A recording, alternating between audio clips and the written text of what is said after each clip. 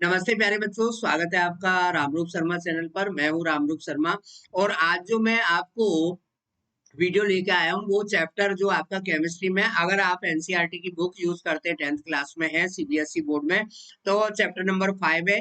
आपका कोई और बोर्ड है तो वहां पर चैप्टर का नाम अलग अलग हो सकता है, लेकिन चैप्टर का नाम सेम होगा, क्लासिफिकेशन ऑफ एलिमेंट या पीरियोडिक क्लासिफिकेशन ऑफ एलिमेंट्स।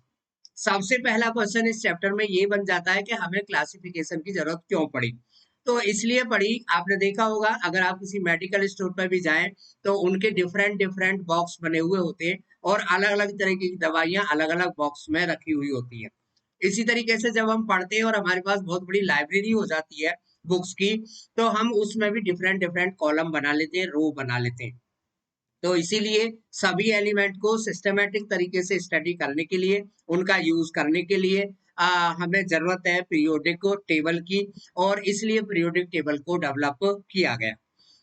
अब दूसरा क्वेश्चन ये है कि वो कौन है जिसने सबसे पहले इस थॉट को लाया अपने माइंड में, तो उसका नाम आप जरूर याद रख लें भाई, वो थे हमारे लेवोसियर साहब।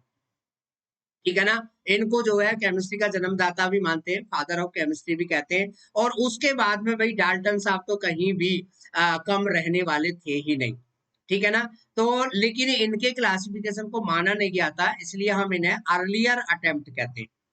तो फिर क्वेश्चन ये है कि फिर कौन है जिसने सबसे पहले क्लासिफिकेशन किया जिसको माना गया, तो वो थे जी हमारे डोबर्नियर।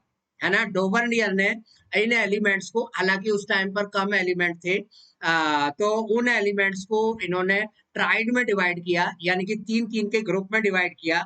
यहाँ पर मैंने वो ग्रुप रखे हुए, हालांकि मैंने इस तरीके से बना दिए, ये इस तरीके से वर्टिकल कॉलम के रूप में थे। उन्होंने डिवाइड किया और उनसे पूछा गया कि भाई आप कैसे डिवाइड कर रहे हैं, तो उन्होंने कहा जी increasing order of atomic mass है, और बीच वाले एलिमेंट का जो मास है वो पहले और तीसरे एलिमेंट के रफली एवरेज के इक्वल है।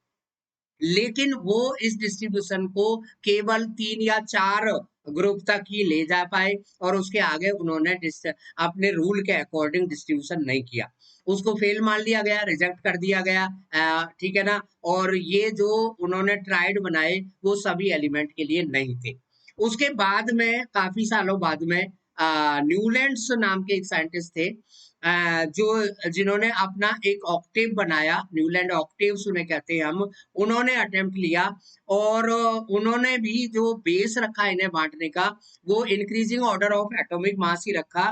और उन्होंने एक बहुत बड़ी बात बताई कि हर एक आठवें एलिमेंट का जो प्रॉपर्टीज है वो पहले एलिमेंट जैसी होंगी। उनसे पूछा गया कि भाई आप कैसे कह सकते हैं, तो पता नहीं, उन्होंने म्यूजिक उन्हें आता था, उन्होंने कहा जी सारे गामा पाधा नी सा आठवां। अब क्वेश्चन ये आता है कि भाई ये तो बाहर के थे, इन्हें इंडियन कैसे आता था, तो बाहर में इसको अलग तरीके से बोलते हैं, मीनिंग वही होता है।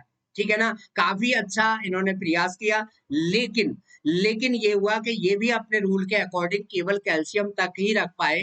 एक दूसरी बात इन्होंने बहुत अजीब सी कह दी कि भाई 56 एलिमेंट अभी है, पहले भी थे और अभी रहेंगे भी, इससे आगे कभी भी डिस्कवर नहीं होंगे, जबकि इनर्ट गैसेस का डिस्कवर कुछ साल बाद ही हो गया।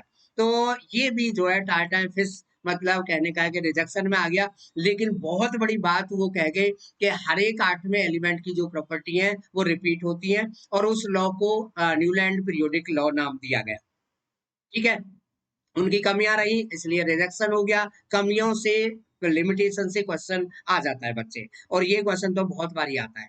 चलिए जी, उसके बाद में भाई एक गॉड गिफ्टेड लोग पैदा हुए, और पैदा नहीं, पैदा तो पहले ही हो गए होंगे, जिनका नाम था मेंडलीव।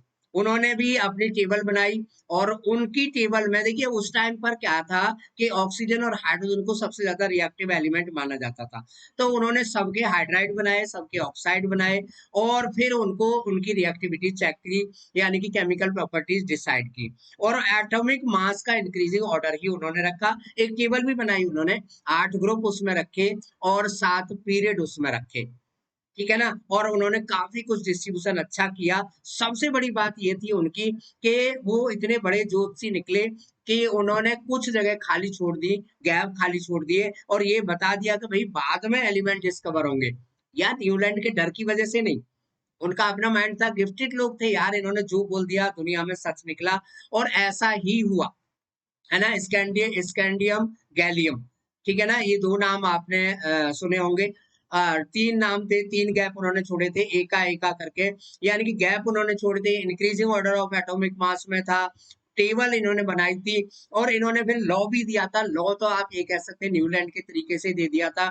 उन्होंने भी कहा कि भाई इंक्रीजिंग ऑर्डर में रखें तो आठवां जो एलिमेंट है ना, उसकी प्रॉपर्टी पहले जैसी, नौवें की दूसरे जैसी, 10वें की तीसरे जैसी।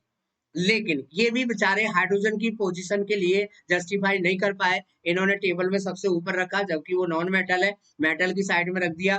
और आइसोटोप्स का तो इनके ऊपर आरोप फालतू में लग गया, क्योंकि भाई तो आइसोटोप तो यार एटॉमिक नंबर से पता लगेंगे, एटॉमिक नंबर उस टाइम पर था ही नहीं।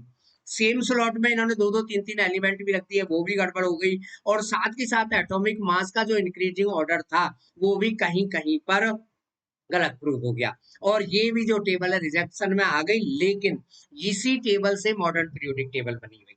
भाई एक साइंटिस्ट हुए, और थे तो पहले से ही, नाम था हेनरी मॉसले। उन्होंने इन सब का खेल खराब कर दिया, है ना। खेल कैसे खराब कर दिया कि ये सब कह रहे थे एटॉमिक मास का इंक्रीजिंग ऑर्डर। उन्होंने कहा भाई एटॉमिक मास इतनी बड़ी चीज नहीं है, एटॉमिक नंबर जो है ना वो बड़ी कैरेक्टरिस्टिक प्रॉपर्टी है। तो नंबर को मानो, मान लिया गया बच्चे। ये बात है भाई 1913 की, मेरे सामने की बात है, ठीक है ना। तो एटॉमिक नंबर उन्होंने रखा, हेनरी की वजह से आया, और फिर एक मॉडर्न पीरियोडिक टेबल बनी। लेकिन ध्यान रखना है कि ये मॉडर्न पीरियोडिक टेबल मेंडलीव की पीरियोडिक टेबल में ही चेंज करके बनी। बहुत सारी जो समस्या थी, बहुत सारे जो प्रॉब्लम्स थी, आइसोटोप की प्रॉब्लम, वो वहां पर प्रूव हो गई, है ना। इलेक्ट्रॉनिक कॉन्फ़िगरेशन के ऊपर इन्होंने ज्यादा बेस किया। बड़ी प्रॉपर्टी है configuration, valency, valence electron, characteristic properties, chemical properties, इन्हीं के ऊपर डिपेंड करती है, ठीक है ना। तो ये जो है हुआ। और एक मैजिक नंबर भी उस टाइम पर बनाया गया, 2 8 8 18 18 32 एंड 32। इसको मैजिक नंबर बोलते हैं। तो ये है हमारा पूरा पीरियोडिक टेबल का ट्रेंड। इसमें और कुछ है, रेडियस इंक्रीज होता है नहीं होता है पीरियड में, या इंक्रीज होता है या डिक्रीज होता है, वो अगली वीडियो में बनाएंगे। वीडियो को शेयर जरूर करें बच्चे। इसी तरीके से चैप्टर वाइज समरी में आपको लाता रहूंगा। Thank you so much, and all the very best.